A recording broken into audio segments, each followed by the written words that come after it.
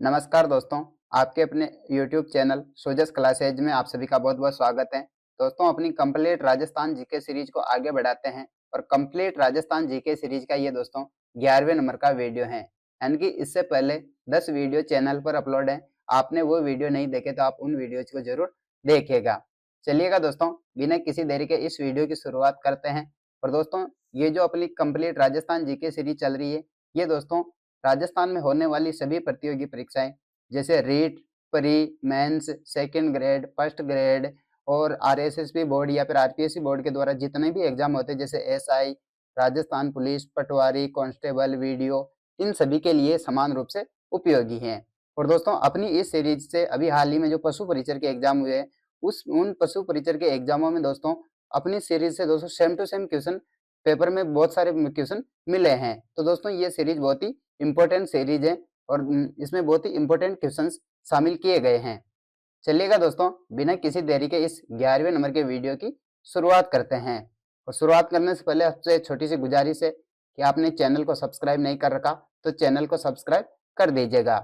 चलिएगा दोस्तों, इस वीडियो की शुरुआत करते हैं और पहला क्वेश्चन देखते हैं।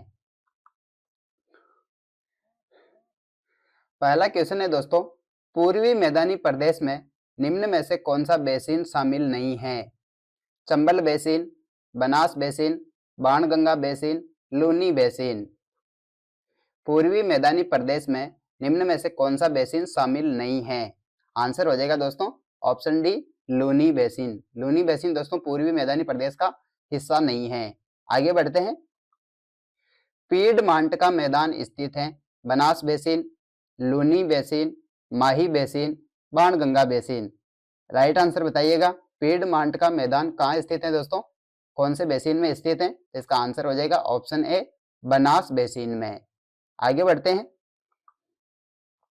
क्वेश्चन नंबर 3 है, आक, खेजड़ी, रोहिड़ा, बबूल और कंटीली झाड़ियां, फोग आदि वनस्पति राज्य के किस जलवायु प्रदेश में पाई जाती हैं? उप आर्द्र जलवायु प्रदेश, आर्द्र जलवायु प्रदेश, अति आर्द्र जलवायु प्रदेश, अर्ध शुष्क जलवायु प्रदेश। ये जो ऊपर वनस्पतियों के नाम दे रखे हैं, आक, खेजड़ी, रोहिड़ा, बबूल, कंटीली झाड़ियां, फोग आदि वनस्पति राज्य के किस जलवायु प्रदेश में पाई जाती हैं? इसका सही और सटीक आंसर हो जाएगा दोस्तों ऑप्शन डी, अर्ध शुष्क जलवायु प्रदेश में। नेक्स्ट बढ़ते हैं। क्वेश्चन नंबर 4 है दोस्तों, राजस्थान में टांका क्या है? दुर्ग, छोटा तालाब, वर्षा जल को एकत्रित करने हेतु घर या दुर्ग में बनाए गए जल कुंड और बावड़ी। राजस्थान में टांका क्या है दोस्तों? तो इसका आंसर हो जाएगा ऑप्शन सी, वर्षा जल को एकत्रित करने हेतु घर या दुर्ग में बनाए गए जल कुंड को किस नाम से जानते हैं? टांका के नाम से। आगे बढ़ते हैं। प्राकृतिक वनस्पति के वितरण को प्रभावित करने वाला सबसे महत्वपूर्ण कारक कौन सा है? धरातलीय स्वरूप, जलवायु, मिट्टी, जैविक कारक। प्राकृतिक वनस्पति के वितरण को प्रभावित करने वाला सबसे महत्वपूर्ण कारक कौन सा है? इसका आंसर हो जाएगा दोस्तों ऑप्शन बी, जलवायु। वैसे दोस्तों, प्राकृतिक वनस्पति के वितरण को प्रभावित करने वाले ये सभी कारक हैं, इनकी इन सभी का कुछ न कुछ रोल तो अवश्य है, लेकिन उन सभी में इंपॉर्टेंट कौन सा है? जलवायु। महत्वपूर्ण कौन सा हो जाएगा? जलवायु। आगे बढ़ते हैं। शीत ऋतु में पश्चिमी राजस्थान में अत्यधिक ठंड पड़ने का प्रमुख कारण है? रेतीला धरातल होना, वन क्षेत्र का अधिक होना, बर्फबारी होना और अधिक वर्षा होना। शीत ऋतु में पश्चिमी राजस्थान में अत्यधिक ठंड पड़ने का प्रमुख कारण क्या है? आंसर हो जाएगा दोस्तों ऑप्शन ए, रेतीला धरातल होना। क्योंकि रेत की एक मुख्य विशेषता होती है कि रेत न जल्दी ठंडी हो जाती है और जल्दी गर्म हो जाती है, इसलिए वहां पे गर्मियों में भी ज्यादा गर्मी पड़ती है और सर्दियों में भी ज्यादा सर्दी पड़ती है। और जिस इलाके में पानी ज्यादा होता है तो पानी क्या है, देर से गर्म होता है और देर से ही ठंडा होता है, इसलिए जहाँ पानी वाले इलाके हैं उनमें कम सर्दी पड़ती है और गर्मी भी कम पड़ती है। आगे बढ़ते हैं दोस्तों। राजस्थान में निम्नलिखित में से किस जिले में वार्षिक वर्षा में अधिकतम विषमता पाई जाती है? बाड़मेर, जयपुर, जैसलमेर, बांसवाड़ा।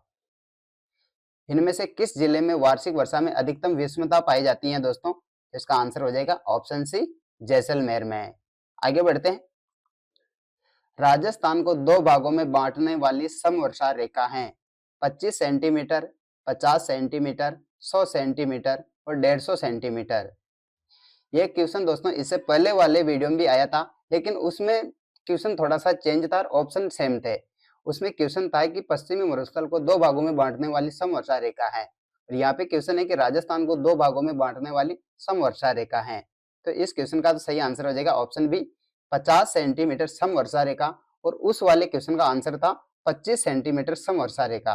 यानी कि पश्चिमी मरुस्थल को, जैसे कि ये अपना राजस्थान है, तो राजस्थान को दो भागों में बांटने वाली तो कौन सी हो जाएगी? 50 सेंटीमीटर।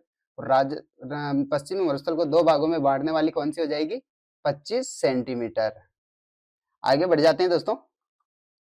गर्मियों के समय भारत के महान मरुस्थल से चलने वाली गर्म हवा क्या कहलाती है? लू, खेजड़ी, सुखोवेई, काराबुरान। ये इंपॉर्टेंट क्वेश्चन है। गर्मियों के समय भारत के महान मरुस्थल से चलने वाली गर्म हवा क्या कहलाती है? आंसर हो जाएगा ऑप्शन ए, लू। उसे किस नाम से जानते हैं? गर्म हवा को लू के नाम से। नेक्स्ट बढ़ते हैं दोस्तों। निम्न में से कौन सा जिला उप आर्द्र जलवायु प्रदेश के अंतर्गत नहीं आता है? टोंक, जोधपुर, भीलवाड़ा, दौसा।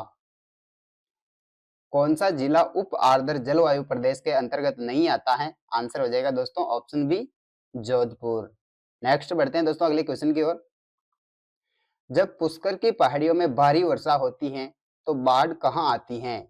अजमेर, पुष्कर, जयपुर, बालोतरा। जब पुष्कर की पहाड़ियों में भारी वर्षा होती है तो बाढ़ कहाँ आती है? इसका आंसर हो जाएगा दोस्तों ऑप्शन डी, बालोतरा में। और बालोतरा में जब पुष्कर की पहाड़ियों में वर्षा होती है तो बालोतरा में बाढ़ क्यों आएगी? इसका भी कोई न कोई कारण होगा। तो इसका कारण है दोस्तों कौन सी नदी? लूनी नदी। आगे बढ़ते हैं दोस्तों। मानसून शब्द किस भाषा के शब्द से बना है? अंग्रेजी, जर्मन, अरबी, फारसी। मानसून शब्द किस भाषा के शब्द से बना है? इसका आंसर हो जाएगा दोस्तों ऑप्शन सी, अरबी। ये क्वेश्चन भी पूछ लिया जाता है, मानसून शब्द किस भाषा के शब्द से बना है? तो अरबी भाषा के शब्द से। अरबी भाषा के दोस्तों ये मौसिम शब्द से बना है। कौन से शब्द से? मौसिम शब्द से बना है। कौन सा शब्द? मानसून शब्द। नेक्स्ट बढ़ते हैं। राजस्थान में सबसे पहले कौन सा मानसून प्रवेश करता है? भूमध्य सागरीय मानसून, बंगाल की खाड़ी का मानसून, अरब सागरीय मानसून, इनमें से कोई नहीं। राजस्थान में सबसे पहले कौन सा मानसून प्रवेश करता है? आंसर हो जाएगा दोस्तों ऑप्शन सी, अरब सागरीय मानसून। नेक्स्ट बढ़ते हैं दोस्तों। राजस्थान में उष्ण मरुस्थलीय जलवायु के लिए कोपेन ने किस कूट का प्रयोग किया है? BSHW, CWG, AW, BWHW। ये राजस्थान की जलवायु का वर्गीकरण में कोपेन का वर्गीकरण, थार्नवेट का वर्गीकरण और त्रिवार्ता का वर्गीकरण, ये दो तीन वर्गीकरण है जो इंपॉर्टेंट वर्गीकरण है। इनको आप थोड़ा सा डिटेल से जरूर पढ़ने की कोशिश कीजिएगा।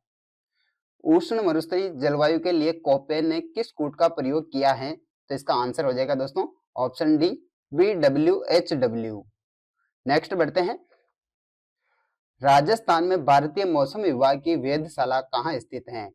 जयपुर, जोधपुर, बीकानेर, कोटा।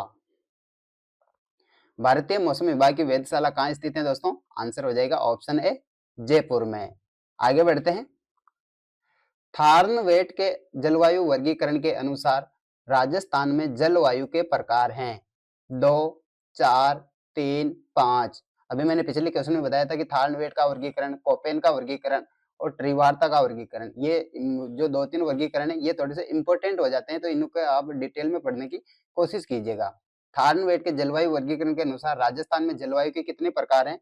आंसर हो जाएगा ऑप्शन बी, 4। अब वो 4 प्रकार कौन कौन से हैं तो याद रखिएगा। पहला तो है EA-D, दूसरा है दोस्तों